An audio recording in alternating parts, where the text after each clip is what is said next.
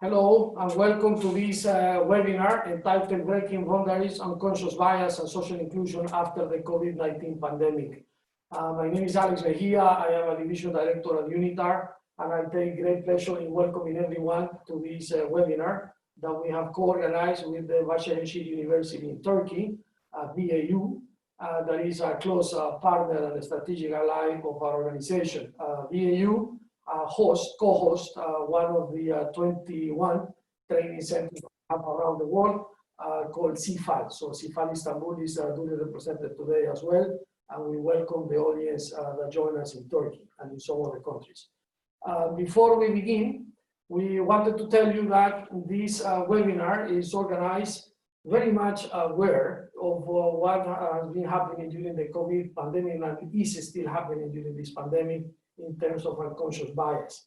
We have seen an escalation on it, and we believe that it would be a good idea to discuss it. We have outstanding experts today that I will introduce at the proper time, and we also thank them for their willingness to join us at UNITAR for the organization of this event. With that, allow me to begin the presentation, please. Next. Very good. So as you can see on the screen, we have here a presentation on the total number of countries and territories infected by coronavirus. And it's very sad to say the UN has 193 member states. All of our member states, all of the countries of the world have been infected. There is no one spared by this pandemic. And in addition to that, several self-governing or depending territories are also there. The number you see on the screen is 216 as of 8 July. Next, please. On this slide, you are going to see how the number increased before. How the number increased. When we began a series of webinars in the second half of March, we started with approximately less than 200,000 cases, and today, as of yesterday, we have almost 12 million, 11.9 million. You see now this slide that there is an exponential curve that unfortunately does not stop. It's been several months and since the outbreak in East Asia at the end of last year. But the sad news behind these 12 million people infected is the number of deaths. And the number of deaths indeed is a drama in itself. In each particular case is one too many deaths, because the numbers that you have seen in the previous slide affects every family. It's not just one person that has been infected and unfortunately passed away, but it's a global drama that we are living in. And also on the slide that you have in front of you, you will see that as of yesterday, we have 135,000 new cases. Very sad indeed. Next, please. On this slide, and Sebastian, I will need you to come closer to me because it's taking a while for the slides to change. But we simply wanted to give you a overview to the right on the in a relative manner on how the COVID performs or behaves in comparison to other diseases. You will see that it's not necessarily the higher case fatality as in Ebola, MERS, smallpox, and it's also not necessarily the highest reproduction capacity, because that would be chickenpox, but it's right in the middle. So it's a virus that somehow, even though it's aggressive, but it's not as aggressive as others, creates this global havoc with this ability to be transmitted airborne from human to human. To the left, you see that we have this virus, the coronavirus, has a higher reproduction rate than the flu, 1.5 times or 2 times. That 17% of the cases of coronavirus are severe, so they require oxygen, but not necessarily an intubation. But then that 5% of all the cases are actually critical. They require ventilation, an intubation into a ventilator, And of course, that is a lot higher than the figures that are normally observed with the flu. The sad part, as we were saying before, is that 4 to 5% of the cases will end in demise. The person will pass away. The mortality rate is that between 4 and 5% as reported by the WHO. And if you compare that with the seasonal influenza, there is really a long distance. Seasonal influenza, as you see, there is below 0.1%, not 1%, but 0.1%. Next, please. I cannot see the next slide, but I do remember it's taking a while. It was the total confirmed cases of COVID. Now I see the total confirmed cases of COVID-19. I mean, those lines, we simply wanted to exemplify, as of July 7th, the case of the United States. Our headquarters, of course, is in New York, and we have closely followed the evolution of the pandemic in New York State and the surrounding states. And even though that has improved, the rest of the vast majority of the states of the United States of America are still in a growth mode. So you see this exponential evolution now surpassing 2.5 million and close to 3 is affecting the US. And the case of India is also worrisome somehow. But then you have the case of the European countries, the UK, Spain, Italy, Switzerland, and so on, with curves that are being flattened. We see at the Palais des Nations in Geneva, Switzerland, and I can tell you that if you were to go on the street, it would be pretty normal. Social distancing as a mindset in itself is reducing very fast. It's disappearing actually very fast. And even though the Swiss government, always very precise, is recommended keeping social distancing, is the European summer.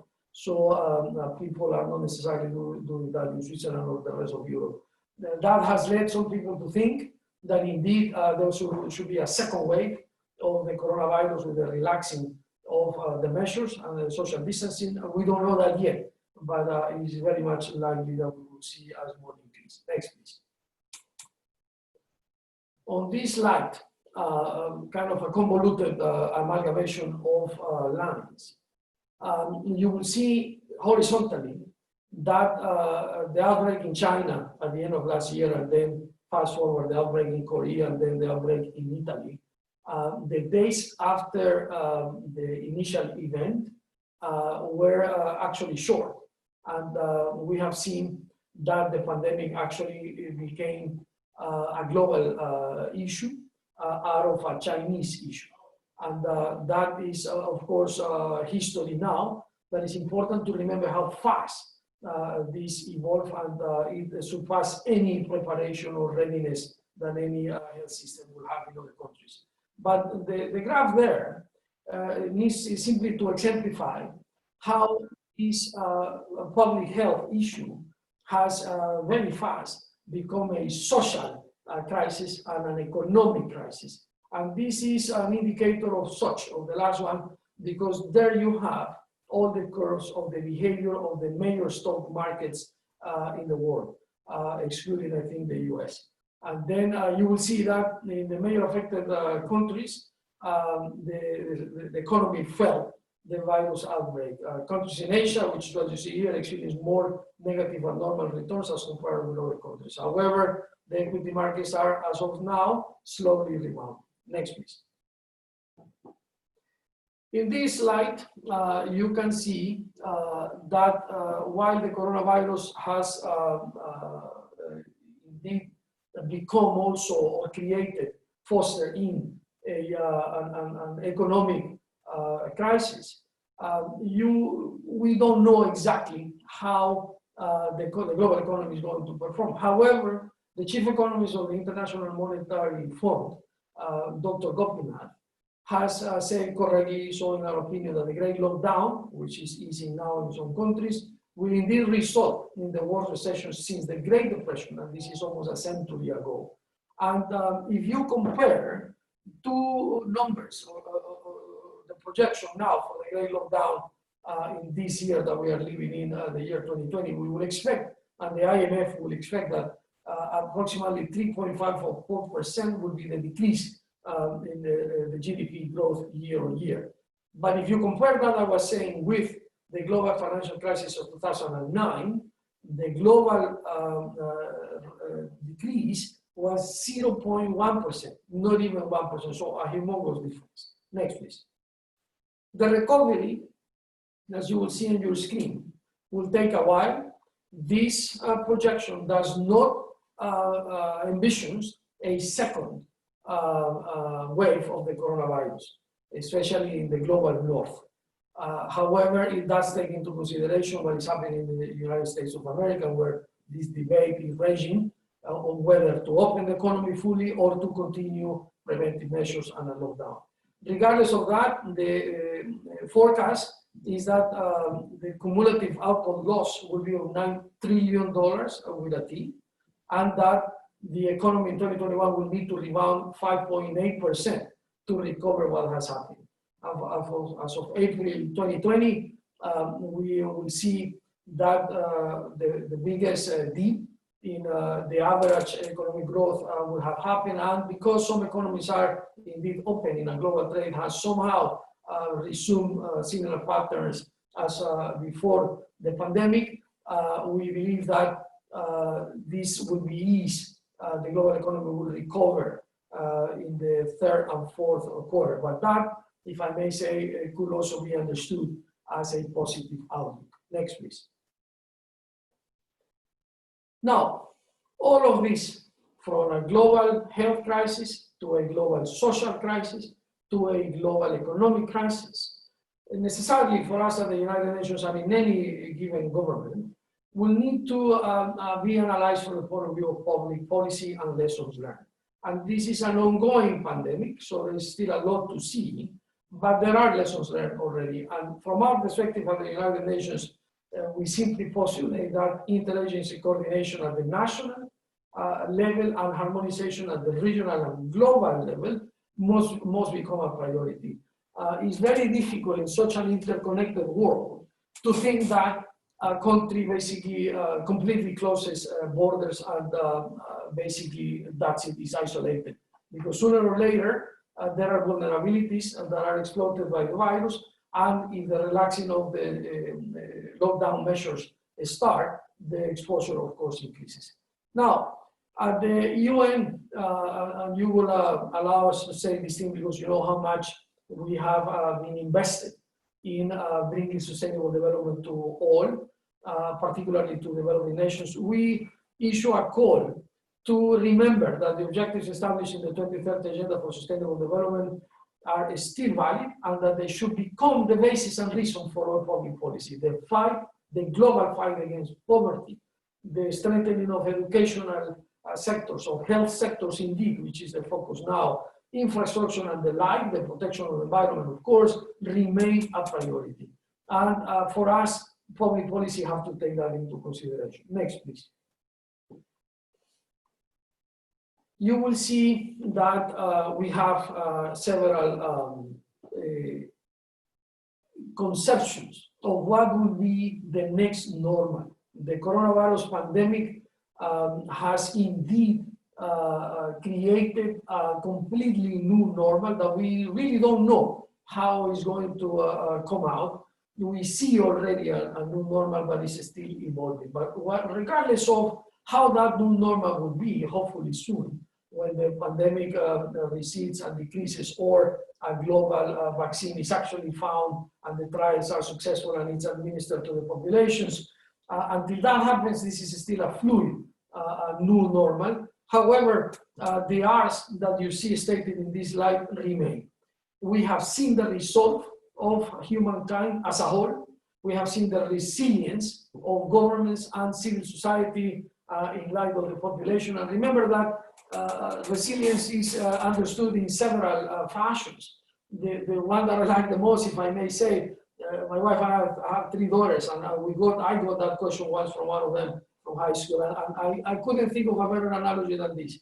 Resilience is what happens when the wind really blows over a tree, and the tree is bended and some branches are indeed bended almost to the point of break, but then the wind decreases. And that branch has the ability, and the tree as a whole, to go back to what it was in its original position. So resilience from that point of view is indeed something that has been addressed with several public policy being implemented, including on the management of the economy, and also on social issues. So there are already several countries implemented, not so fast, please, go back. Several countries implementing employment protection measures, social security protection measures, subsidies and the like, to maintain, to be able to go back to what the original scenario was before the pandemic. But then you see the other art, which is the return. The return is how we can create detailed plans to actually go back to the normal that we know as soon as possible.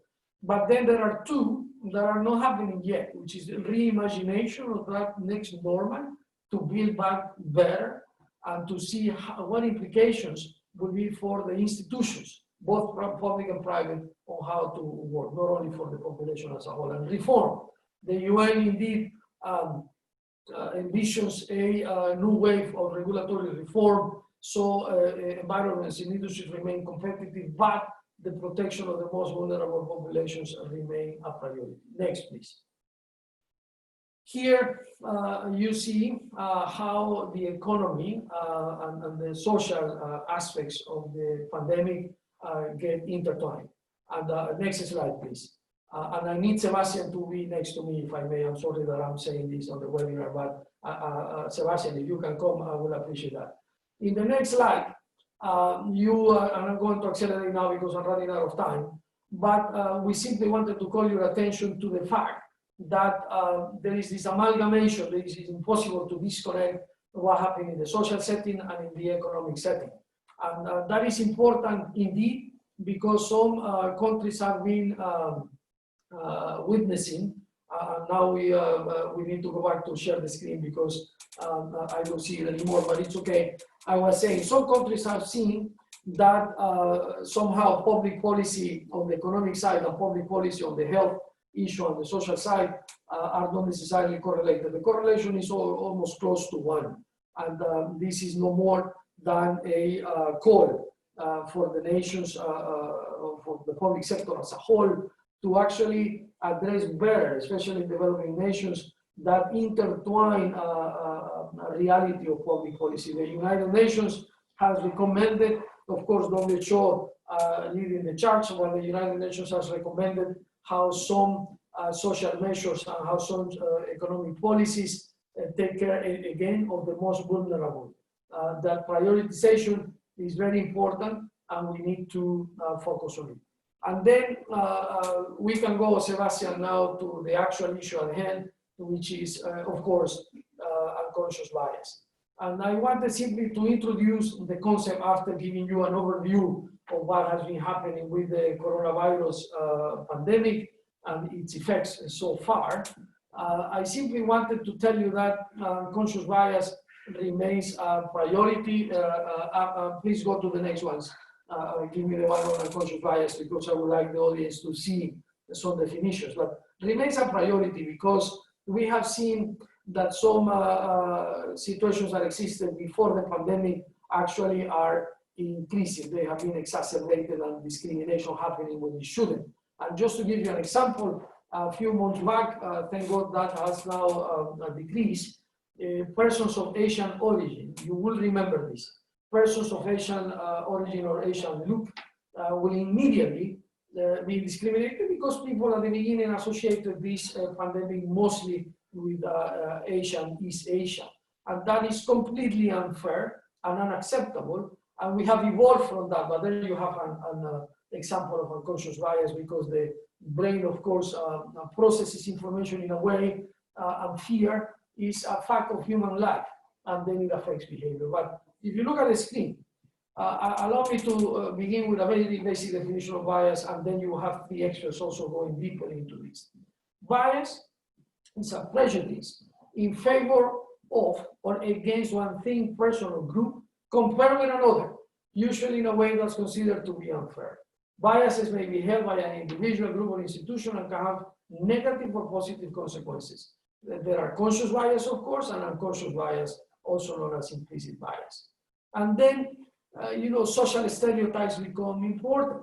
The example that I gave you, there was a mixture of both, not only the geographical origin of the pandemic, the coronavirus coming from China, but also the stereotype that anyone looking Asian could be Chinese, which is not necessarily the case. And I say this with the most respect, of course, because everyone is exactly the same and has the same rights and responsibilities, and we are absolutely and adamantly committed against racial discrimination or any sort of discriminations. Next, please. And I think that is my last slide on unconscious bias. We need to also mention to the audience that there are indeed strategies to proactively address unconscious biases and instruments to assess unconscious bias. And you will hear the experts talking more about it, but just as a way of introduction, let me tell you that it would be always a good idea to promote self-awareness, to recognize one's biases. This is a personal decision that we should all make. I do it frequently using the Implicit association test that we will discuss later on, or any other device for that sense.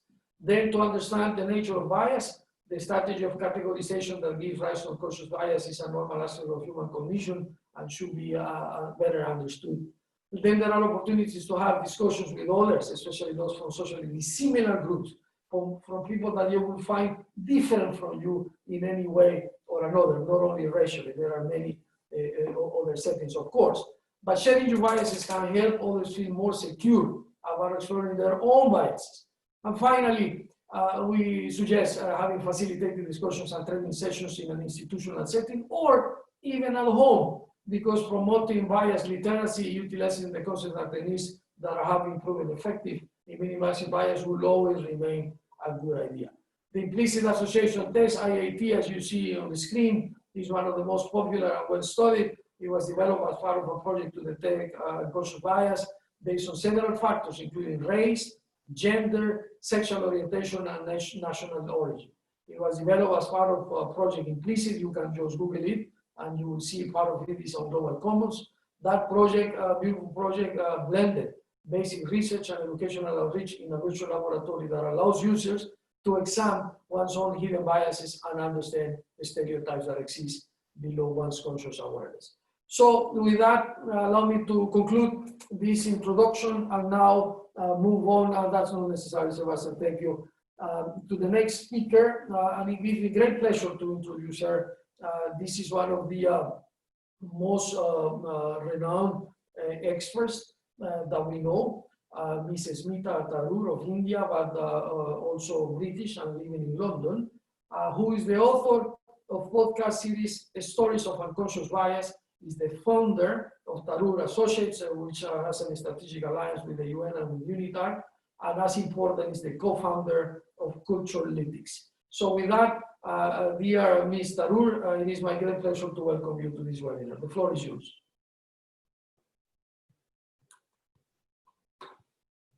Can you hear me? Yes. I was muted by Sebastian. Now I've unmuted myself. Thank you so much, Alex. A very good introduction, very worrying introduction when you see the earlier slides on what is happening in the world, and that was very useful for me to understand it pictorially. So I appreciate that, and thank you also for giving us a small overview on what is unconscious bias, because that is what Ahmed, Tanya, and I are going to be talking about in relation to social inclusion and what we're going to be doing and how do we manage our unconscious biases. So when you kindly invited me to speak, I thought, okay, so what's the point of just talking superficially? I think it makes so much more sense if we can really address and understand how do we get these unconscious biases. Now, the next slide, which hopefully Sebastian is going to show, tells you exactly what Alex has already said to you, which is essentially, what is unconscious bias? It is a preference. What's interesting is the word bias alone, we have an unconscious bias connotation, this is my opinion, you may not have to agree with me, as being something negative.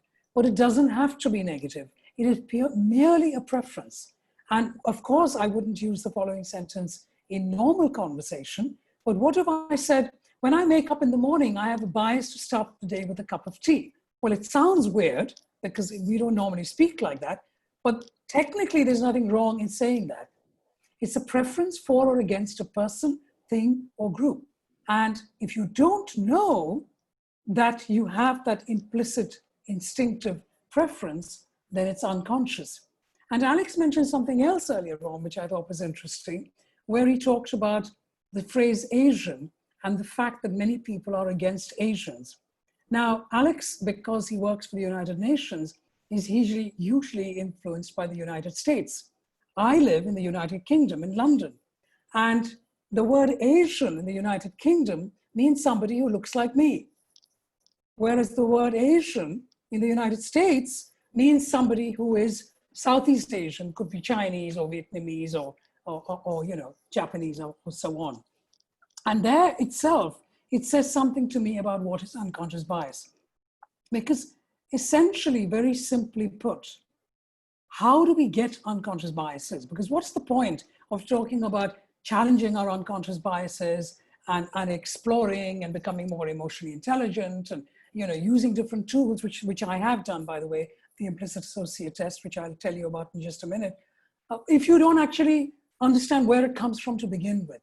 So when Alex was talking about the word Asian, which means different things to different people, depending on where you live, it says very simply put, and if you can just show me the next slide, it's very simply put, your narrative, your story, your experiences, and based on your experiences, you will have unconscious biases. So somebody living in the United States, so enormously influenced by the United States, and I say, hey, shut your eyes and visualize an Asian and describe to me, you will describe somebody who might look Chinese.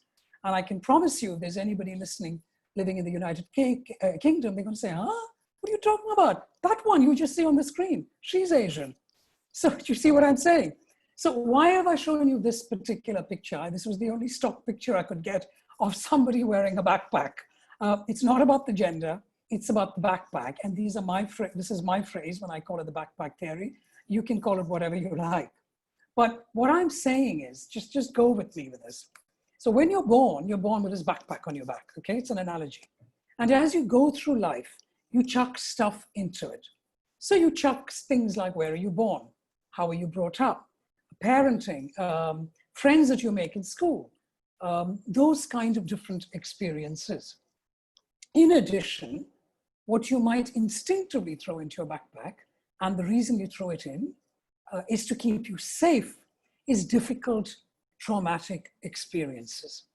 None of us can judge what that trauma looks like, but some kind of difficult experience. It could be COVID-19, because that's what we're talking about. And because you have personally lost somebody, you know, somebody has died within your immediate family from COVID-19, you might throw that into your backpack and have an unconscious bias or an unconscious negative opinion of somebody who looks from Southeast Asia, could be Chinese or from there. So what we do is we have these experiences, we have this narrative, we don't realize that this narrative is influencing us. And so then what are we going to do about it, right? So I thought, let me just share some stories with you, because by sharing stories, it comes alive in terms of what I'm talking about. Certainly the one small example I can quickly add before I share the stories is what you mentioned about the implicit association test, which is created by Harvard University. And what was interesting is that I did one very recently. Now, as you rightly said, Alex, we've got 6 or 7 different categories, including race and gender and so on, but there's also age. And I assumed when I started out to do the test, because if I had to choose, do I see myself as old or young? There is no question, there is no ambivalence. I will see myself as old. My 28-year-old is young. I am old in that category. And therefore, I assumed that my unconscious bias when I complete the IAT would be that I have a positive bias towards old people. Well, lo and behold, guess what? I didn't. And the statistics prove that within the age category, that whether you see yourself as old or young, you instinctively have an unconscious positive bias towards young people. Anyway, I'm going to pause that. I only wanted to refer to it because Alex mentioned it. But let me just share 3 stories with you. 3 very different stories that show how we might be able to get unconscious biases. So story 1. These are all, by the way, true stories. I've had the privilege of, traveling around the world, speaking at conferences and so on, and people have shared their personal stories with me. This was in Philadelphia, and I was speaking at a conference there. And after the conference, a lady came to me to share her personal story with me. Now, she's of Italian origin, white American, looked, I'd say, give or take, in her mid-30s. And she said to me that when she grew up in an extended family. In other words, parents, grandparents, uncles, aunts, cousins, and so on. While she was growing up, she found that it was a very patriarchal environment that she grew up in. And therefore, the women in the home, including her, didn't have much of a voice. So what did she do? And these are my words now, not hers. She threw it into her backpack. She threw it into her unconscious. She threw it into an area that she wasn't even aware of. And what she did is tried to protect herself from not being told off because she was trying to have an opinion or trying to make a voice or, have something to say within the family environment. Fast forward to today, and she is in a meeting. She often has something to contribute to the meeting. But guess what? Her unconscious bias has stopped her from opening her mouth. And when she was talking to me, she said, I've just realized why I have been not engaging within a team meeting. It's so deeply embedded in me that it became a normal that I don't speak up in groups. So there's one example. Another example, because I've only got 10 minutes and I've got to manage the time.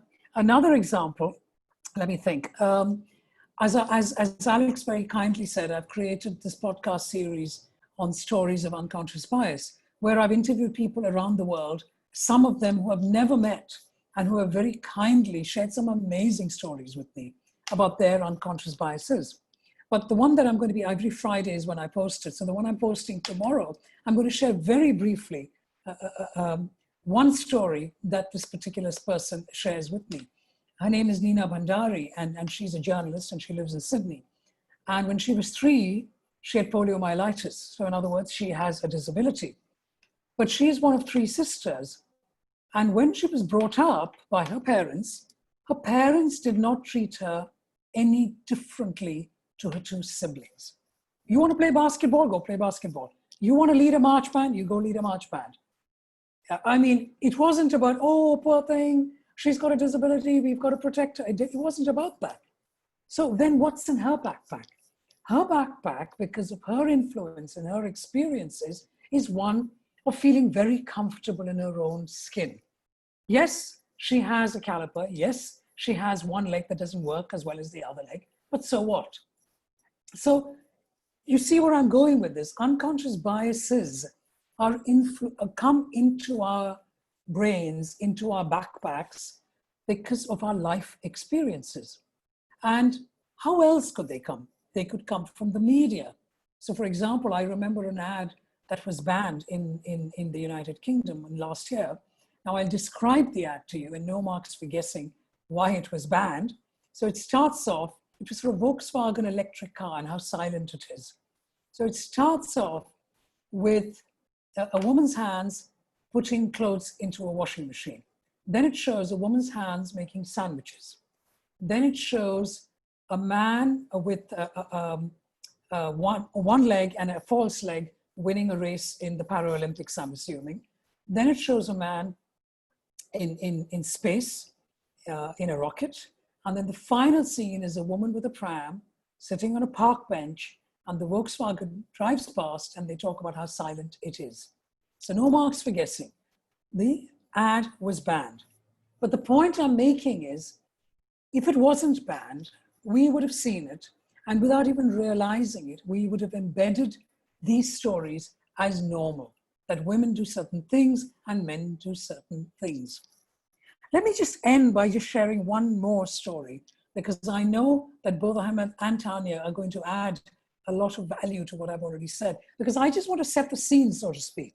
So I'm talking very specifically about how do we get unconscious biases? And then Ahmed is going to be talking about, so what does that mean and how are we going to become more emotionally resilient? And then Tanya is going to say, yeah, so then what? What are we going to do about it?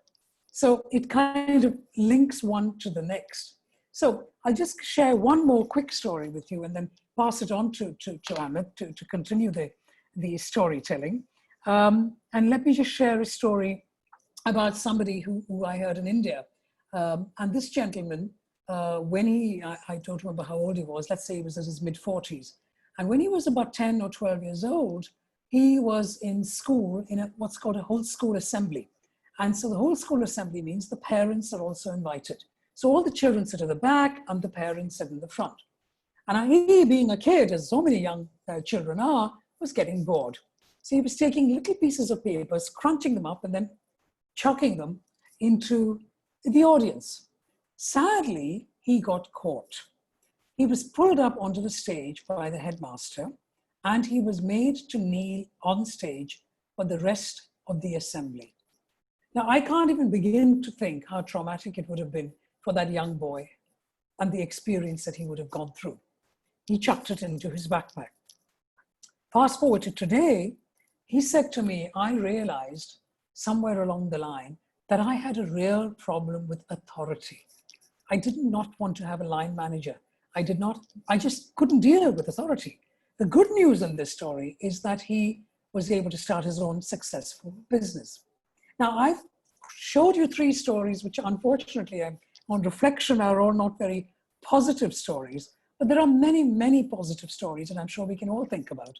You know, think about your best friend. If you've been to a multicultural school, say in London, which is where I live, the chances are you have met many, many nationalities. Think of your best friend, and I'm just for the context of this conversation, I'll say your best friend is from India. And then fast forward to today, and then let's imagine you're recruiting. The chances are that when an Indian comes in to be recruited, you're not Indian, obviously, in this story. Your unconscious positive bias, oh, he's Indian or she's Indian. I like that person. Why? Because this best friend that you've had for the last 30 years, 40 years, is somebody very close to your heart. And therefore, all things Indian is very close to your heart. So I hope you're understanding. I'm kind of having a whistle-stop tour just for 10 minutes to help you all understand where does bias come from? Because if we don't get to grips from where does bias come from, we really can't make any change in how we address it. But very last point before, I mean, you can show the last slide, Sebastian, because I don't have any more slides. But the very last point is that in terms of unconscious bias, what we have to understand is it is around us all the time. Right now, we're going through coronavirus. All of us are working from home. For those of you in heterosexual relationships who have young children, I would ask you, what kind of unconscious biases do you have? Both husband and wife working. You have little children, maybe 6 and 8, I'm visualizing. How does that work for you? What kind of role models are you showing to your children? Because guess what? Your children are learning it all. They're shoving it into their backpacks. So be careful how you behave in the home while your children are looking at you without they even realizing it. So that's it for the moment. I'm looking forward to hearing Ahmed and Tanya. Thank you very much. Absolutely, Smita. Thank you for a very practical and interesting overview on the topic of unconscious bias. Very unique stories as well. Very good. We will continue in the way correctly portrayed by Smita with this narrative and analysis that hopefully you'll find interesting. Now with Professor Ahmet Aydemir, Professor of Business Administration at Başakşehir University in Turkey, and also the Director of CIFAL Istanbul, someone that is quite a privilege for us at UNITAR to have as a team member. With that, dear Ahmet, the floor is yours. Thank you, Alex, and thank you, Smita, for a wonderful presentation. I would like to salute all the participants, my colleagues, Smita and Tanya, and of course the UN representatives from Istanbul, Turkey, and hope that you are safe and in good health with your loved ones during these challenging times.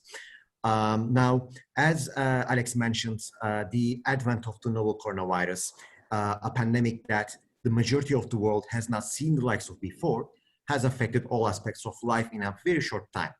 And from the beginning of the pandemic, we are being bombarded with various facts and opinions on like how to survive this turbulent period, from medicines to vaccines to wearing a mask and not wearing a mask. So, and most of this information has been focusing on our physiology, our physical health, but our mental state is also under threat due to all of this uncertainty and the volatility of the global context of the pandemic.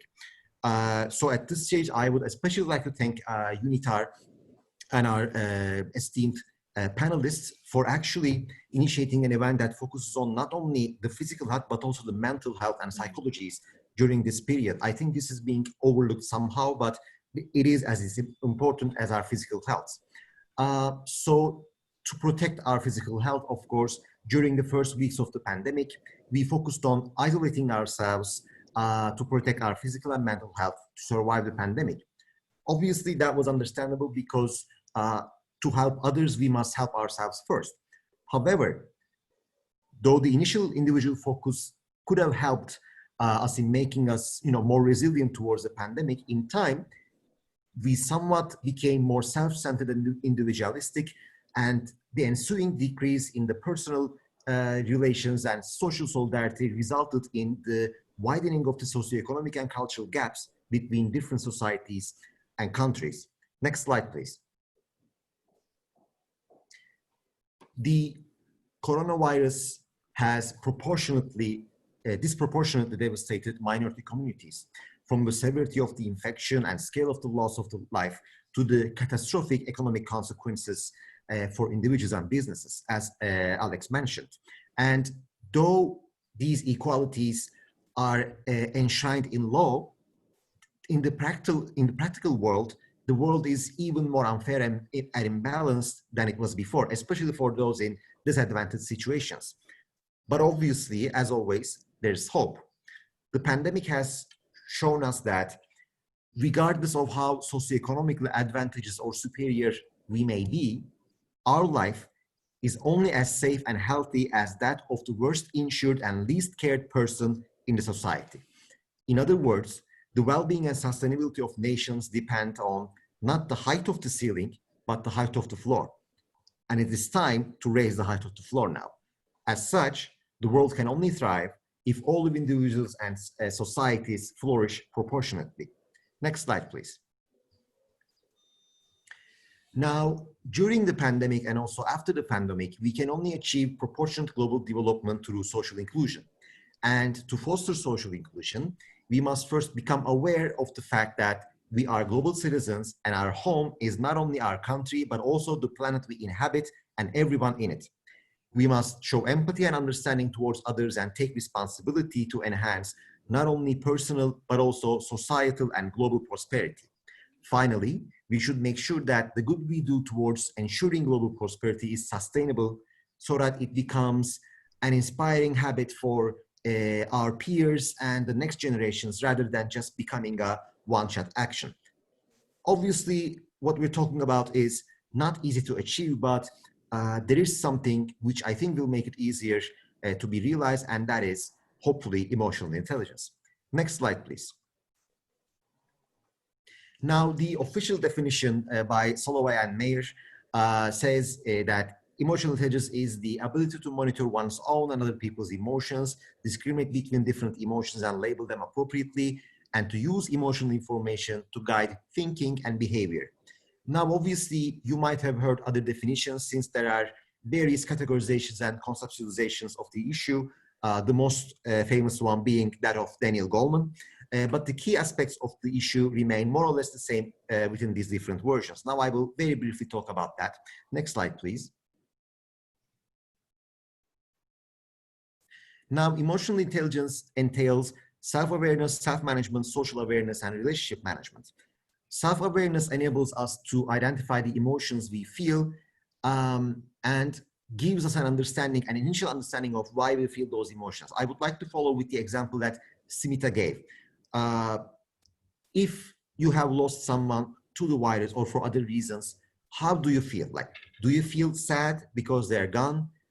Or do you feel sad because you didn't get to spend enough time with them? Or do you feel angry that they have left you alone?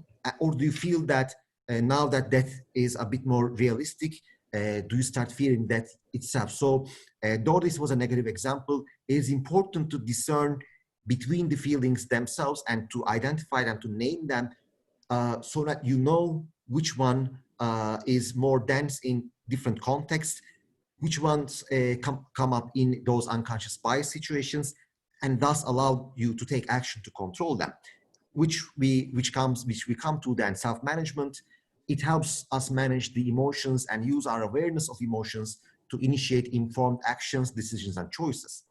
Now, social awareness, after self-management, we come to social awareness. It's not enough that we are aware of our own emotions, but we need to understand the needs and necessities of others to show empathy towards their feeling and behavior. Now, one thing that we, as people, we mostly do is that we judge people not based on their actions, but based on their personality. So if someone does something that is, let's say, that you don't like, then you label that person, but not the action. We need to consider the context and the time and the situation of that person. We need to show empathy in order to not judge the person by themselves. And of course, relationship management, the final stage, entails using the developed individual and social awareness to manage the relationships in a solution-oriented and hopefully mutually beneficial manner. Next slide, please. Now, you can see here on the presentation that from self-assessment to emotional self-control to trustworthiness, conscientiousness, empathy, visionary leadership, and conflict management, there's a lot of competencies and skills involved with emotional intelligence. Now, the good news here is that these skills can actually be developed if they are worked on. But the not so good news is that they're a bit difficult to develop using pseudo-scientific pop psychology books. It rather needs investment, and academic investment, and also practical investments and training as well. Now, but obviously, since now that we know a little about emotional intelligence, let's get to the main topic. How do these competencies and how does emotional intelligence help us deal with unconscious biases? Next slide, please. Now, obviously, emotional intelligence has many advantages in dealing with unconscious biases and also in our daily lives and professional lives. But first of all, the awareness part is important. Learning about emotional intelligence lays the foundation for people to begin paying attention to what they think and how they view differences. It allows them to enhance inclusiveness in their thoughts and behavior. Now, understanding the strengths and weaknesses of yourself and of others, and knowing how you feel about differences in others through self-awareness allows you to become conscious of any bias you might be harboring towards them. And once you become self-aware of any unconscious bias you might have, you can then try to find ways to adjust your thinking and behavior. So in any behavioral change, awareness is the first step. If you're not aware of it, then you cannot change it. But then, of course, you need action to change it, and then which comes to the management and regulation part. So self-management enables you to regulate how you react to situation. Now, as Smita and also Alex explained very well, unconscious bias occurs automatically as the brain makes quick judgments based on past experiences and background. Now, there are some cases that these biases are positive, but in other cases, these biases result in negative consequences. But self-regulation helps us avoid relying on stereotypes and making quick decisions. So we take our time and we put in the effort to consider the information, facts, and impacts on others so that we can minimize the effects of biases created by our initial impulses. Now, the next stage, empathy, it helps us tune into the feelings of others and better understand how our behavior affects them and how their behavior affects us. Showing empathy can build a sense of inclusiveness, which allows everyone to feel safe and to feel where they belong. This is especially important for environments where there are people from different backgrounds. You need to create a safe environment for them to think and speak freely. It is important, of course, for diversity because it allows us to understand other people and grow in awareness and relatedness to their point of view. When we become attuned to how we impact others, we become more motivated to recognize and minimize the effects of unconscious biases.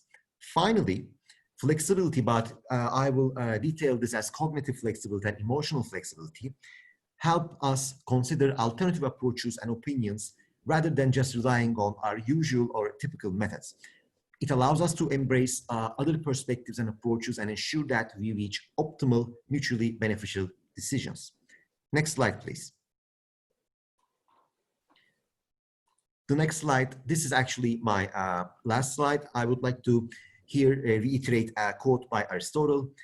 He says, anybody can become angry, that is easy, but to be angry with the right person and to the right degree and at the right time and for the right purpose and in the right way, that is not within everybody's power and is not easy. You can replace anger with any feeling that you have, positive or negative, it doesn't matter. But the feeling needs to be understood and it needs to be justified. So we harbor many feelings towards not only others, but also ourselves as well. And in order to control them as informed individuals, it is, I think, our responsibility and duty to separate feeling from facts.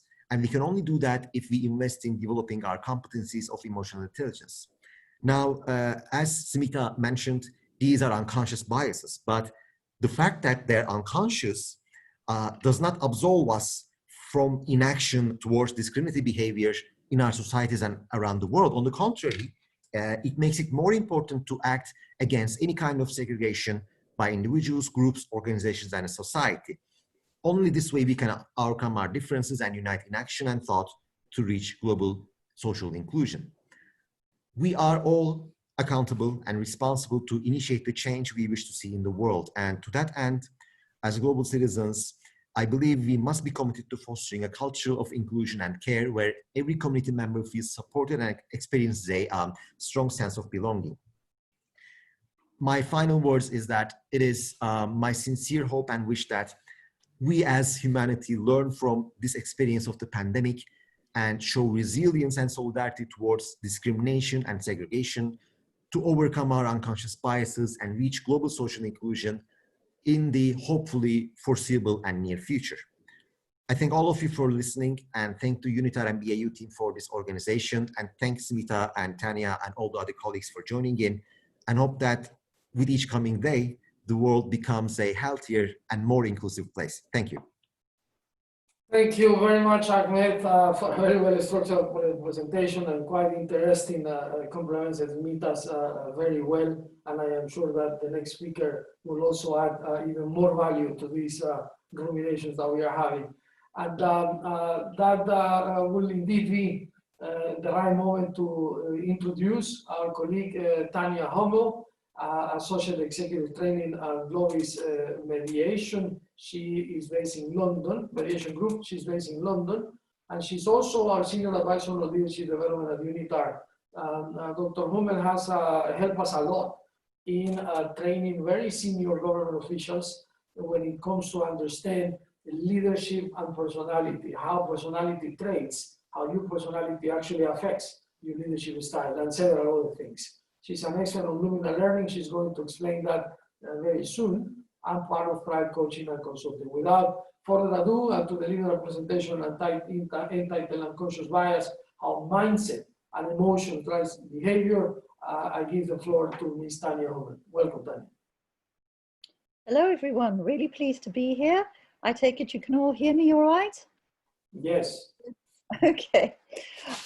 So just to give you a little bit of background about myself, I work part-time as a Director of People Engagement for a small charity. I also have my own business that runs leadership and coaching events.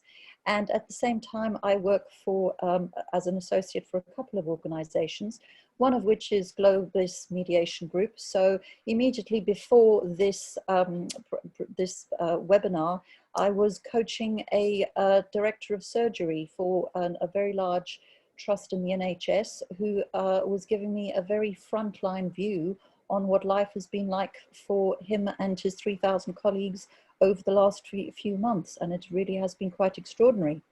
So many thanks to Smita for her stories on unconscious bias and to Ahmed on his work on emotional intelligence. So my perspective is really the so what question. So how on earth do we go about making the unconscious conscious? This is a favorite quote from Carl Gustav Jung, who said, until you make the unconscious conscious, it will direct your life and you will call it fate. Because when you are self-aware, you're really much more susceptible to your impulses, to your biases, and to your emotions. Next slide, please. So I've used a number of psychometrics. I like some psychometrics more than others. I like Lumina Learning's suite of psychometrics best of all, and these are the reasons. It's intelligent. It measures 3 personas. By 3 personas, your underlying self, your everyday self, and your overextended self. If you like, that's your private self, your public self, and your under pressure self, because we change in ways that we might not be completely fully aware of when we're under pressure. It's holistic, it embraces paradox. Why is that important? Because many psychometrics force the preference. You like to go to parties or you like to stay home and read a book. What happens if you're the sort of person who likes to go to parties and sometimes you want to read a book? So essentially it embraces paradox. You can be as complicated and paradoxical as you like. It's credible, it's based on the Big 5 research paradigm. So most psychometrics are based on Jung one way or another, but this also has Ocean Big 5 data behind it. And data, as we know, can be used for good or for evil. It's validated in terms of it has an enormous evidence base now. Many, many practitioners around the world and many people have actually used this tool. It's practical in its use of color. Now, why is that important? The reason that that's important is for some people, when they first see a tool that's used in color, they think that it's frivolous. It's not frivolous at all. There's a good, it's standing on the shoulder of giants. There's a good 100 years of psychology behind this tool in terms of Jung and Freud, and of course the ancients in terms of how they looked at personality. And of course, as I said recently, the Ocean Big 5. So essentially what we're talking about now is a transformed individual is one who can tell the truth. Oh, you keep flipping. Can you go back a couple of slides, please? Oh, yes, you're back. Okay. So essentially what we're saying is that this particular tool is practical in that the use of color makes it memorable. It also doesn't stereotype. And there's a variety of uses and ways that it shows information. Next slide, please.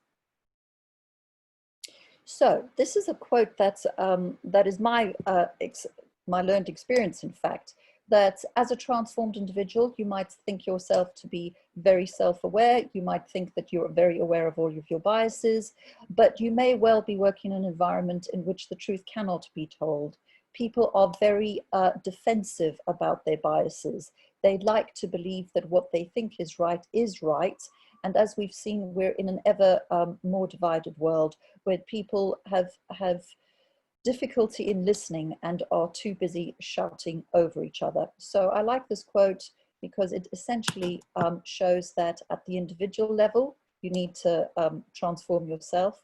At the environment level, you need to transform the environment. And that's really what people like me do, what leadership development does, what coaches do. Next slide, please. So Lumina's 4 principles are very much in line and similar to what Amit was saying earlier. The foundation of it all is self-awareness. What are my preferences? Then you go to what are other people's preferences? And then you understand how to build rapport with people who are different to you. And so it's not just a matter of differences in race or gender or religion. It's also differences in the way we take in and process information. And once we understand that people generally have good intentions, they're just coming from a different perspective than you are, and you understand what that perspective is, you're better able to adapt and connect with them. Next slide, please. So as an example, this is from the Lumina Splash app. We have 2 individuals right here. So what do we see when we look at them? We see that actually they've got some things in common. They have some things not in common. So they are both fairly outcome focused, and that would be tough, competitive, and logical. So that long, thin streak on the red means that that person is likely to be quite strong in one dimension, not in all 3. If we look at the outcome focused in the person on the left, we will see that theirs is a bit shorter and a bit fatter. So chances are that they cover more than one of those particular aspects. We can also see that they're both people focused. Well, that's good news. They're accommodating, they're collaborative, and they're empathetic. So if I were to go into an organization to say, I want to talk to you about unconscious bias, chances are they'd be very interested because they are quite people focused. The difference though, when we're looking at it, is in terms of the discipline driven and the inspiration driven. So people who are very discipline driven, they like to be purposeful, they like to be structured, they like to be reliable, they set goals and they meet them. So that's the person on the left. If you're looking at the person on the right, not so much. Adaptable, flexible, and spontaneous. So talking to this director of surgery earlier, he was describing an environment where people were very used to process, protocols, targets, goals that had been thrown up in the air as a result of COVID, and everybody had to move towards being much more inspiration driven, much more adaptable, flexible, and spontaneous. The rules went out the window because saving people's lives from COVID was paramount. And the question for him is, how do we now get them back? So we can see immediately from these two individuals that if I was going in to have a conversation with them, I would be tailoring my approach to the one on the left who would be very down to earth and saying, okay, how do I do this? Tell me what to do, tell me when to do it by. And the person on the right who would be saying, actually, equality and inclusion, diversity, these are big issues. We need to let the goals evolve. It happens over time. It's not going to happen immediately. So different perspectives, same group. Next slide, please.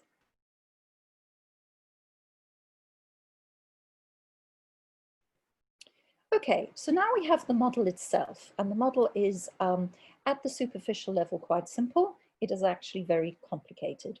So if you are used to things like Myers-Briggs, you will be able to see that on the inner circle where thinking is outcome focused, feeling is people focused, and so on.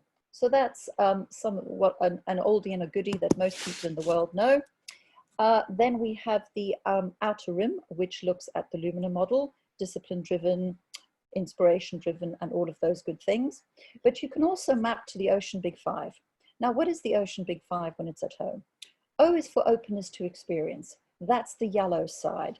That it basically covers the quality of being conceptual, imaginative, and radical. It's opposite. If you're not actually that open to experience, you're much more likely to be down to earth. And that will be, you'll be practical, you'll be evidence-based, and you'll be cautious. So we've got openness to experience. We've got conscientiousness, which is represented by the purple. The people who actually get things done. They're productive and they're orderly. And then, of course, you've got extroversion. To what extent are you extrovert? To what extent are you introverted? And agreeableness. So this is essentially mapped to the Ocean Big Five. The part that's missing from this screen, next screen, please, is neuroticism. So if I were to say to Smita, my dear, you are so neurotic, chances are she's not going to thank me for it. She'll be quite insulted. But actually, in terms of neuroticism, that is one of the 5 factors in the Ocean Big Five. And neuroticism is important. How does Lumina tackle the question of neuroticism? It does so in the overextensions. So if you look at the model and draw a line down more or less the middle at an angle, you will see on the right the behaviors that are associated with dopamine. So people who are much more positive towards risk-taking, much more motivated by reward, they will tend to go here when they are overextended. They become domineering, overbearing, forceful, controlling, chaotic, and argumentative. On the other side of the wheel, much more related to serotonin. When you lack serotonin, you can be depressed, which is why we have SSRIs. And here we have the behaviors that are associated with being overextended. So you might become submissive, withdrawn, apprehensive, pessimistic, inflexible, or avoidant. So those is one aspect of how they tackle neuroticism. Next slide, please.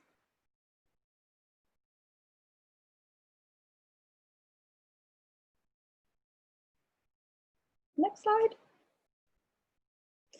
Right. So then, Lumina does something very interesting. If Lumina Spark covers behaviors, then Lumina Emotion goes to the heart of neuroticism. What they do in the first instance is they look at the emotional sparks and they say, this is the mindset essentially of that may well be driving the behaviors. So if you're in Lumina Spark, if you're accommodating and collaborative and empathetic because you're very people focused, it may well be simply because you have a high regard for others. There it is. On the red scope, you might be more independent of others. So you don't actually mind a really good fight. So that's all very interesting in and of itself. On the right-hand side, though, we start to get to a level deeper. To what extent are you a cool reactor or a hot reactor? Now, this isn't something that you can necessarily help. It's to do with your amygdala. Your amygdala in terms of how big it is, how active it is. Some people have very small, very quiet amygdalas. We call them psychopaths. Some people have very big amygdalas that are constantly reacting to stimuli, seeing threat everywhere. And for those people, it can eventually turn out to be anxiety or depression or all kinds of mental illness. But ultimately, there are things that you can do about it. In terms of the Ocean Big Five, neuroticism is the aspect that is most amenable to therapy. But let's take a closer look at neuroticism, because Lumina don't even like the term neuroticism. In terms of leadership, we've gone for a very, we've gone for what I like to imagine as the Clint Eastwood school of leadership, where we're confident and we're optimistic and we're resilient and we're even-tempered and we're very stoic and we never show our emotions. And it's always been the case that women in particular have been accused of being too moody or being too vigilant or being too modest. But actually all of those qualities have their uses. Next slide, please.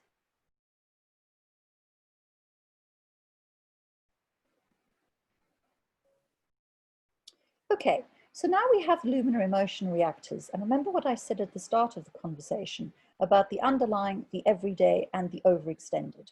Well, what we have here in one model is the underlying and the everyday and the overextended. Because underlying, you may well be impassioned. And that means that you feel your emotions quite deeply. And when you come to work, you may well be quite mood intense, you may be fiery, and ultimately, if you're overextended, you will be volatile. People will be walking on eggshells around you. Similarly, if you are optimistic, you look on the bright side, the glass is half full, and you will be positive and you will be upbeat. But here is an interesting case in question. If we look at the UK's Prime Minister, Boris Johnson, I think most people would agree that in terms of the Roundheads and the Cavaliers, he is much more of the Cavalier disposition, and he is a glass half full kind of guy. When the coronavirus outbreak broke out, he was criticized for not going to the COVID meetings, and instead he went to the hospitals and he said, it's all fine. And he shook hands with everyone and told everyone that he was shaking hands with COVID patients included. And next thing you knew, he ended up in intensive care. By contrast, let's take a look at his counterpart at the other side of the world, Jacinda Ardern from New Zealand. And actually, we can see immediately that she is probably a lot more vigilant. And because she's more vigilant, she would be apprehensive and concerned. A virus is coming. I'm going to take action. And then using Lumina Spark, if we wanted to do that, we could say she took action very early. She took charge. She said, it is not acceptable for us that a single person from New Zealand should die of this. And we're going to go early and we're going to go hard.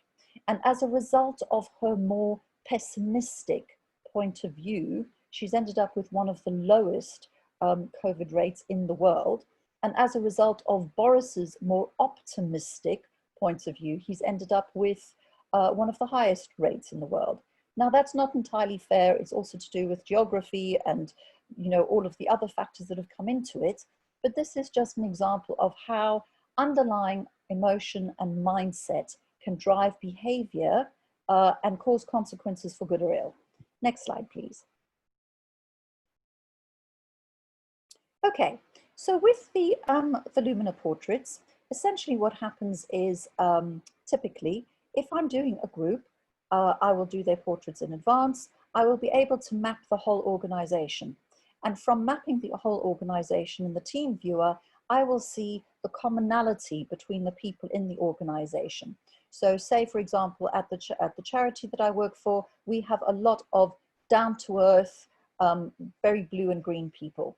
They are pragmatic, they're practical, they're empathetic.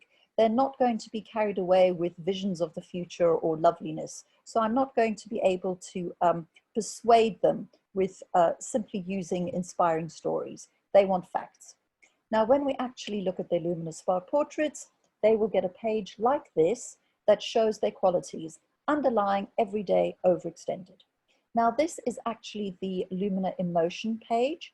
So from the Lumina Emotion page, you can see things like this particular individual, underlying, quite skeptical of others. So their non-judgmental score is actually quite low. Then we look at the everyday side. They've changed behavior completely. So instead of being very red in that aspect, they've put a lot of energy into understanding others. But what it also does is it creates an overextension where they become people-pleasing. So they're not actually giving in to their skepticism of others. Instead, they're trying maybe a little bit too hard to be understanding of others, and as a result, being people-pleasing and ending up a bit drained. Similarly, if we actually look down at some of the other areas, we can see very strongly with the pink aspects that they've got more hot reactor qualities to them than cool reactor qualities. Now, the other thing that I think is useful to point out is that where underlying and everyday it's imbalanced, that's a good thing. But with some of the qualities, they'll be suppressed or they'll be amplified. And I'll give you an example. I was doing a coaching session for a young Black woman, and we were talking about recent events, and we were going through her portrait, and she was looking at some of her suppressions. And she turned to me and she said, I don't know if it's okay to say this, but I think actually it's partly because of the whole situation around race that this is actually affecting my mindset, my emotions. And we talked this through, and as a result of that, I'm about to do a program for our equalities and diversity program. And one of the things that Lumina is going to help me with is basically assessing where we are and trying to understand how the various groups in the organization experience the organization from a recruitment point of view, from a reward point of view, from a promotion point of view. How is their experience of the organization the same or different to other groups? And in that sense, we'll have the data to take very targeted action. And like I say, you know, not everybody uses these kinds of tools. For me, the tool isn't an end in itself, but it underpins most of the qualities I have simply because whether it intends to do this consciously or not, it creates a safe space for people to explore the colors, to explore the bar charts, to explore the app in a way that gets them talking and sharing. And that to me is the first sign of success. I think that's the end. Thank you very much, Tanya. Let me just add something to what you say, because I have tried, as you know, with you mainly, in practical terms, this methodology, beautiful toolkit called Lumina Learning, and also now I see Lumina Oceans as a little more new for me. And I can tell you this, this all starts, Tanya mentioned this just in passing, with a personality test. If you go and you try to know yourself better, and you actually take the time to answer some questions and so on, there is a software that Tanya is explaining the model behind the software that actually tells you, you know, you are like this or that, and then the idea is to receive coaching and so on. So I wanted just to give you the overview of what you have just seen, because, and this is perhaps to go back to the issue of unconscious bias, your personality, our personality, affects unconscious bias greatly. is perhaps the biggest factor in this sense. So if you get to know yourself a little better in the way that Tanya has expressed using this model or any other model for that sake, perhaps it would be easier, I go now to Ahmed, to develop self-awareness, because emotional intelligence has to come from self-awareness. So you can control your emotions and you don't react, and your unconscious bias is not so obvious and negative in a sense. But then I go back to Smita and her stories and her beautiful introduction. All of this is because during the COVID and without the COVID, before and after the COVID, we will always have it. And this beautiful theory of hers of the backpack indeed affects you, because your personality is affected by the backpack, right? Or whatever the name you want to use to this baggage, as she's saying. We grow up, we go through this process that involves emotions, experiences, some negative, some positive, and then we are who we are today. So the more that we know us, the better that we can do. The old Greek proverb that says, what is the most important thing in life? And the answer which is to know thyself, to know us. So let's go back to unconscious bias. Thank you again, Tanya. Thank you again, Ahmed. And thank you again, Smita, for a beautiful overview of what unconscious bias properly is, what emotional intelligence is, and then a practical model to actually get to understand your personality better and your personality traits and your behavior. On unconscious bias proper, and before we open the floor for some questions that we have received, I'm going to read them out loud, so any of you feel free to answer any of the panelists. Unconscious bias, I need to add just one more thing. It is very important and a priority of the United Nations, because we are committed for a long time now on avoiding discrimination, harassment, and the like. And we have multilateral instruments, and that's where I want to go. The Human Rights Council actually has been very active in promoting the rights of persons that, for whatever the reason, are minorities, vulnerable populations, or so-called different. Nobody's different. We are all different. But from the point of view of the United Nations, from the point of view of this United Nations agency, UNITAR, we all need to pay attention to the need to build capacity, to train us to do it officially and formally, not only with government people, but with anyone in civil society. But I think it's a personal decision. It's more than institutional in this sense. There are so many instruments of legislation, regulations, best practices that we can understand, that then can guide us in making a personal commitment to actually better understand unconscious bias, so we don't do it. Transformation begins with one, you, myself. So with that, let me read some of the quite interesting questions that we have received. I'm going to go in chronological order. We have unfortunately only 12 minutes, or let's say 15, but we must address these excellent questions. Some of them I'm just going to read, are more of comments, but then please feel free to answer any of you. So it says, and I guess this is for Tanya, how is unconscious bias linked to all personality traits? So while you prepare your answer, Tanya, or anyone, I have another one that I guess will go to Smita. Can unconscious bias be unlearned? Quite interesting question. The next one would be, can institutions be unconsciously, in parentheses, what a beautiful question, can institutions be unconsciously biased by design? How to address this? I would love to have some comments on that. I don't know many things in life, but I do know about public policy and about the public sector. And then there is a comment that I would like to read. Disabilities are not only physical, they are sensory, intellectual, and psychological. It is important not to miss out invisible disabilities on the background of more visible disabilities. I guess this one is one of the implicit bias here, which are often physical.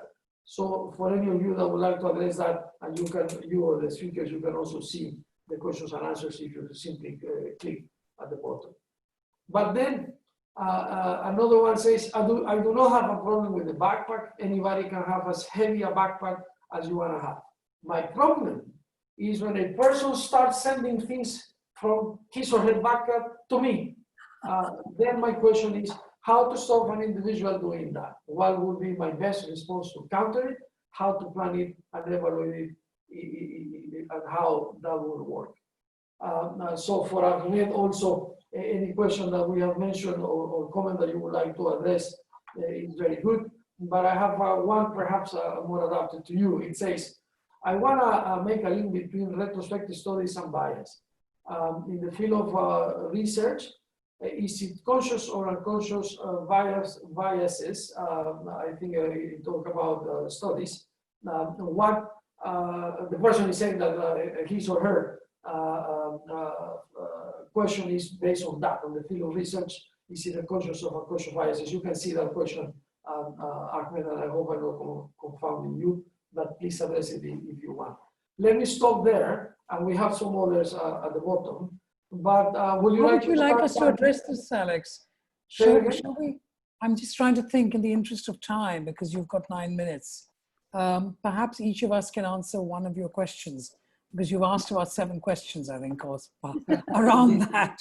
And you don't need to answer all of them, but yes, choose one of them. I think that might be the rest. And I'm just very quickly looking through the questions. Just one second, Vita, before you begin, and I have some news for you. On this one, I will have to be the bad cop, and you can be unconsciously biased against me. In 60 seconds, I'm going to stop you. So you have 1 minute to address whatever you want to address, a question or a comment, and then I will stop you. First, I've got to find the question, because you asked 7 questions, and I can't remember which one I'd like to. I will remind you a question. Is can unconscious bias be unlearned? But that goes after Tanya. Tanya goes first. Tanya, do you remember your question? How is unconscious bias linked to other personality traits? Go for it, Tanya. 60 seconds. Well, absolutely. I think when people do the Lumina portrait for the first time, they're usually delighted and amazed, because there are some qualities that show up that they were aware of. There are other qualities that show up that they were completely unaware of. And usually they're pleasantly surprised or maybe a little shocked. And what I always recommend is that they go and they show their profile to somebody who knows them really well, to say, this is a self-report. You answered the questions. Did you answer the question wrong? Or more likely, is this simply a blind spot? And usually they go to their husbands, their wives, their partners, or their children, and they will say, yes, absolutely. I've been trying to tell you for years, this personal quality is something that I see in you, but you've never recognized in yourself. So that's what we mean by making the unconscious conscious. It's really the Socratic method, isn't it? We ask the questions until we get to the answer. And then when we get the answer, we hold that answer up to the light and we examine it. So when you have your Lumina portrait, not only do we see your patterns of behaviors and, in Smita's words, your preferences, but we're also able to go under the skin of what's caused those preferences. What are the situations, the cultural heritage, the circumstances that have caused you to have those beliefs about yourself and of others? I hope that's useful. Indeed, and it was exactly a minute, 2 seconds or so in my so much. So indeed, personality traits greatly affect unconscious bias. And now we go to Smita to address the question, can unconscious bias be unlearned? Smita. Of course they can be unlearned, but they can only be unlearned if you're actually self-reflecting. And that's why I was talking about what I call the backpack theory, because there's some things that you don't consciously or unconsciously want to unlearn because it might be a very difficult traumatic experience. On the other hand, if you've been brought up as a young child to avoid a particular group of people or a particular sexuality or something, you can as an adult reflect on that and say, hang on, that's a bit silly of me. And that was an unconscious bias, and of course I should unlearn that. So the short answer is yes, you can unlearn it. The longer answer, or the more difficult answer, is it's about reflection, it's about being brave, it's about genuinely reflecting and understanding what is your narrative and how are you influenced unconsciously. Have I fitted your 60 seconds? I was 45. Oh, good for me. Ahmed, any of the questions that you would like to address? You're muted. Yes, of course. So there's one question that says academia is failing to understand the stress of coronavirus on academics and research. Now, I would like to make a comment on that. Not only academia, but I think the whole situation is a bit unclear because everybody is expecting people to have some spare time and to be more productive in that time. But I believe that nobody's ideal conditions of being productive are where people continue becoming sick and even dying outside, and you try to manage work and life at the same time with that crisis. So I think we should give people some space as a breathing space to let them realize that this is not a normal situation, and though it is temporary, we don't know when it will end. Indeed, and thank you. So let me go to the next set of comments and questions. The first one, I'm going now from the bottom up. I began from the bottom down. The one that just arrived says, thank you for this great opportunity. My experience, COVID-19 has aggravated a lot of biases. I agree. How to initiate a conversation with people? How can I initiate a conversation with people and make them become more aware of their biases without offending them, especially during this emotionally charged time? Who would like to address that? It's kind of connected to what Prit Kaur said earlier on as well, where she says, I do not have a problem with the backpack. Anybody can have as heavy a backpack wants to have, but my problem is when other people start putting their stuff on me. So it's, in my opinion, they're both very linked. And I would say it's actually about open, honest conversation. When somebody is emotionally charged, it's very hard to make them understand their own biases. You only put them on the defensive by pushing them against a wall and saying, hang on, think, listen, reflect. It's not going to work. It's about timing, it's about chatting, it's about being honest in how you communicate. It probably sounds naive and idealistic, but actually works. And I know because I've tried it. Indeed. Now, going up again from the bottom, the next one says as follows. Can we build a new social method to correlate and cooperate within the community to cease social discrimination to people affected by such diseases? Talking about someone infected of the coronavirus. Yes, Ahmed. So I definitely believe that we can. Actually, there have been very innovative methods to deal with this social crisis. In quarantine times, for example, old people put post-its outside of their houses to state what they needed, and young people who were able to go out, went out and bought it for them. Also, there are new applications like neighborhood applications in which you write your need, and then the people who can actually support that give you that need. One was actually in Turkey, where because of the virus, people with low socioeconomic statuses couldn't pay their bills. So what the government did was that they put up a site and they said, if you want, you can pay other people's bills just by going on that site and using your own resources. So there's a lot of collaborative and new methods for dealing with these crises. Thank you very much. I'll read the next. I wanted to ask if these unconscious biases we have of people may link to how we form our identities and belonging ourselves. I believe this is important to think about, considering our loyalties could be connected to various things from citizenship right to discrimination against certain people. We are programmed in a way, of course. May I know the thoughts of any of the panelists on this, how unconscious biases come from our identity and belonging? Any comment? Yes, Smita. I wasn't sure whether people want to respond, but no, I mean, I'm just kind of reinforcing what I've already said. Our identity is an enormous influence on how we respond in terms of our unconscious biases.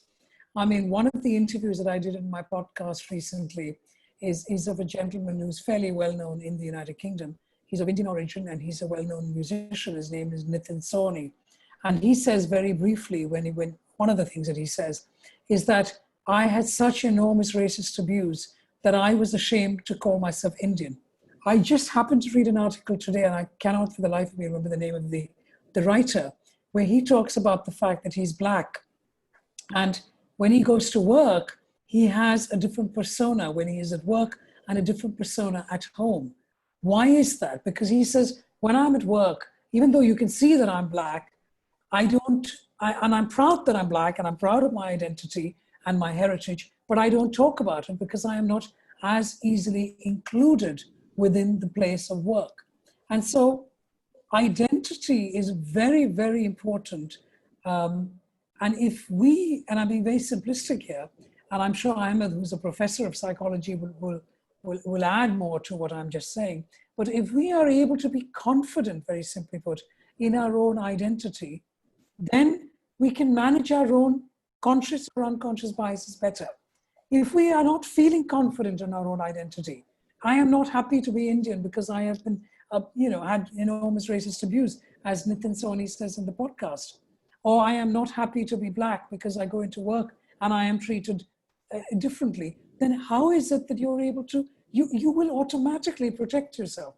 You shove it into your backpack and that will then create unconscious biases. I mean, it's a big, big question, which requires a long answer, and I'm trying to summarize it. Ahmed, you're nodding away. I'd love for you to add to that. Yeah, so I would definitely agree on the importance of identity. I would just like to mention that it is important to discern which identity we're talking about. The one at home, the one we post on social media, the one at work, the one where we are friends. That is, I think, the most difficult part. Like each identity differs in itself, and especially the one on social media differs a lot from all of the others because it is what we want to project. So it's very difficult for a person to choose which identity he or she wants to embrace. I think that's the main point. It becomes a bit easier after that. If you're aware of which identity you want to embrace, then it's easier to see the problems with that and to work on them to solve them. Thank you. And the last question that I'm going to present goes to Tanya, but to give her some time to prepare her thoughts, I'm going to address the one that I actually was going to address. So the question will be the one on top, the first one that we got from Dr. Mohammad Taribi Tesar, that says, what should we expect in a post-pandemic world in terms of unconscious bias? Are we ready, right? And while you think about it, Tanya, I will address question number or comment number 4 that says, can institutions be unconsciously biased by design? Institutions, now not the individual. How to address this? The answer is yes, of course it is. I'm originally from Ecuador in Latin America. I had the privilege of being a diplomat for Ecuador, and I served with my government at the Ministry of Economy and Finance and so on and so forth. I do remember that this is several years ago, that it took a while for a Latin American government like ours to actually go to gender balance. And gender balance, the route to gender balance, implied something rather difficult. Today, I'll give you an example of something that is happening as of last year here in Geneva. Around 16, 17 years ago, we already had like 4 or 5 years of a campaign to basically ensure that anyone in the public sector in my country had the same rights as long as it's a meritocracy, at least in theory, to advance, no matter the gender, right? But then we discovered in one of the trainings, government-wide trainings that we engaged, that there is this unconscious bias. At the time, we didn't call it like that, but it is unconscious bias because our culture affects us so much. And you will think that men are good to do certain things in the public sector and women are not so good to do that, but they are good to do others. That type of thing led to an initiative within our institutions called avoiding, I'm translating from the Spanish, casual discrimination. Fast forward, last year, the year before last, here in Geneva, at the United Nations in Geneva, I was so happy to see, institutionally speaking, that UNOC, the United Nations office in Geneva, they had launched before something called gender champions on gender equality and women advancement. But then they launched a campaign within that campaign called casual sexism. Casual sexism. So I happened to link what I saw a few years back with what I saw today.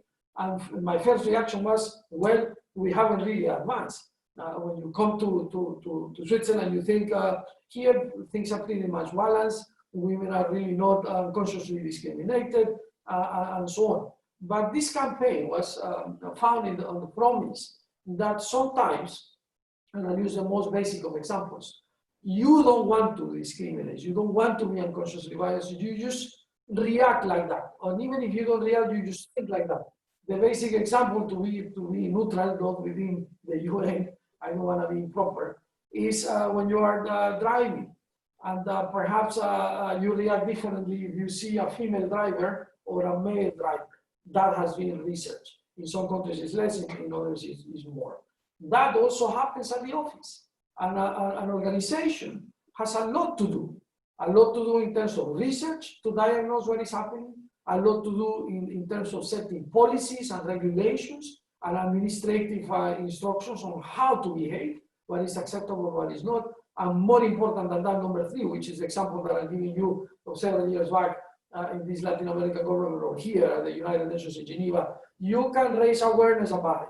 So it becomes a personal decision, and everyone working in this institution helps to transform it. Because to conclude, institutions, people tend to think are the buildings or the legislation behind it, and this amalgamation of brick and mortar. It is not.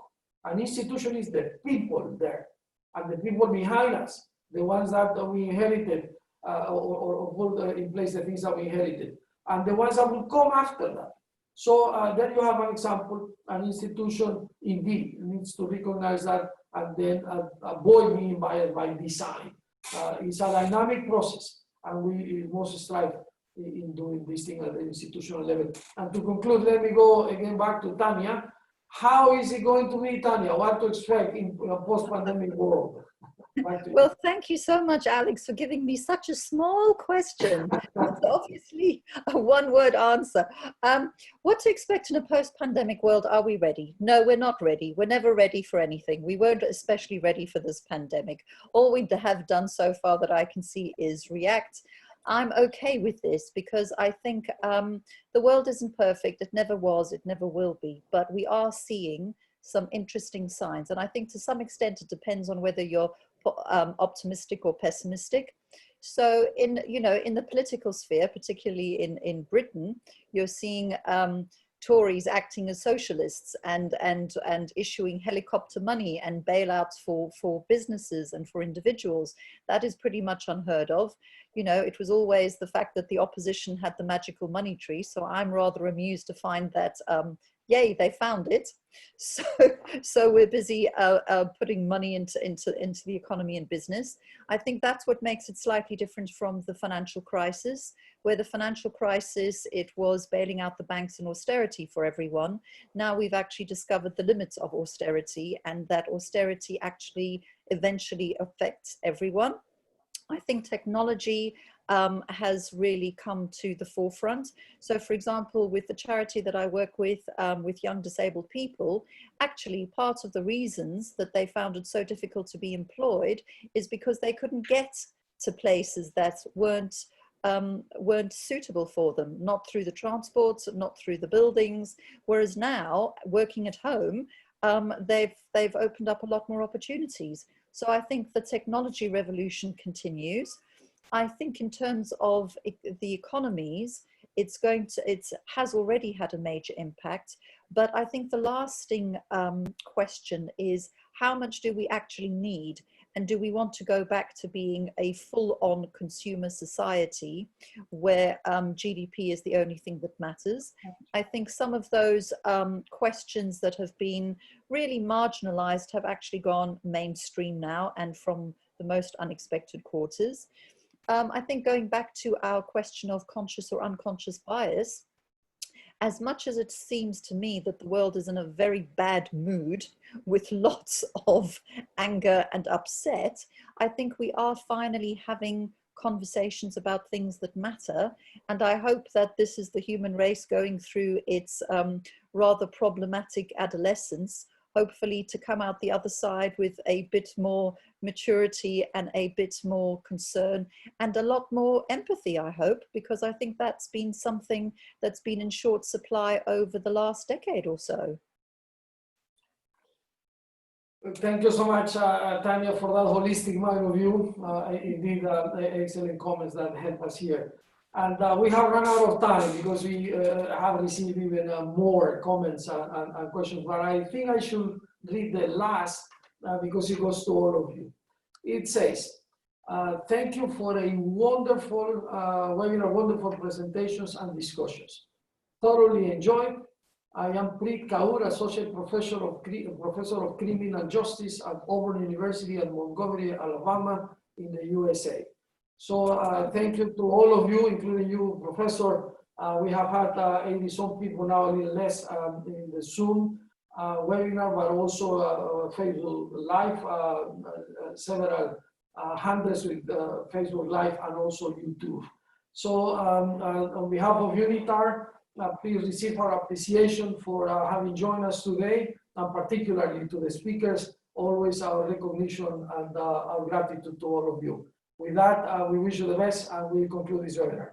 Thank you, and bye-bye. Thank you. Thank you.